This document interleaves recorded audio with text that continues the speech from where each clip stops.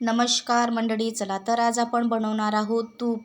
ही साय आहे, साय जमा करून ठेवत असते मी. आणि ही साय 2 भांडे जमा झालेली आहे आणि आता त्याचं तूप करून घ्यायचं आहे आपल्याला.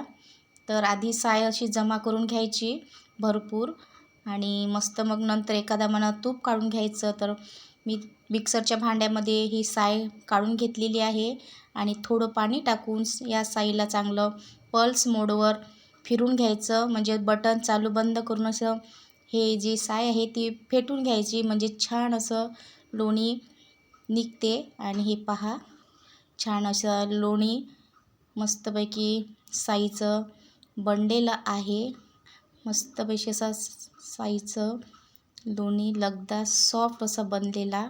आणि आता हे कुकरच्या भांड्यामध्ये मी काढून घेत आहे आणि अशाच प्रकारे सर्व साईला फेटून त्याचं लोणी बनवून घेतलेलं पाहू शकता. खूप मोठं, म्हणजे किलोभराच्या वरच असेल हे लोणी.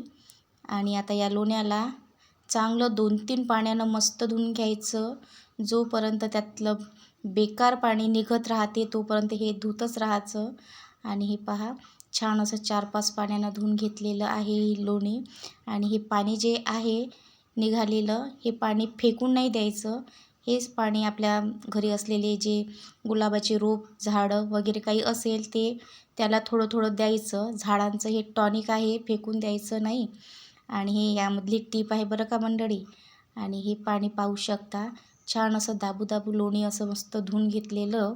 आणि पाहू शकता छान किलोभरच्या वर हा लगदा पाहू शकता लोण्याचा मस्तपैकी निघालेला. आणि हे पहा, पाणी शेवटचं पाणी किती छान असं निघालेलं आहे, स्वच्छ असं दिसत आहे. आणि आता हे पाणी काढून घ्यायचं आहे आणि कुकर आपण शेगडीवर ठेवून देऊया मंद आचेवर.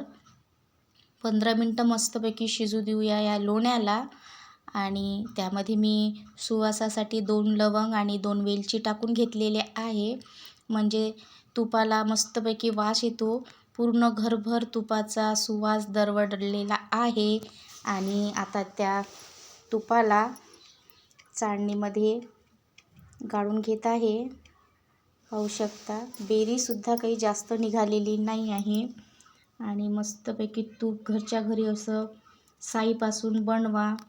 आणि हे पहा, 1 किलो जास्तच असेल लोणी आणि त्याचं तूप पहा, अर्धा किलो असं मस्तपैकी तूप बनलेलं आहे. आणि आता ते तूप मी डब्यामध्ये स्टीलच्या काढून घेत आहे.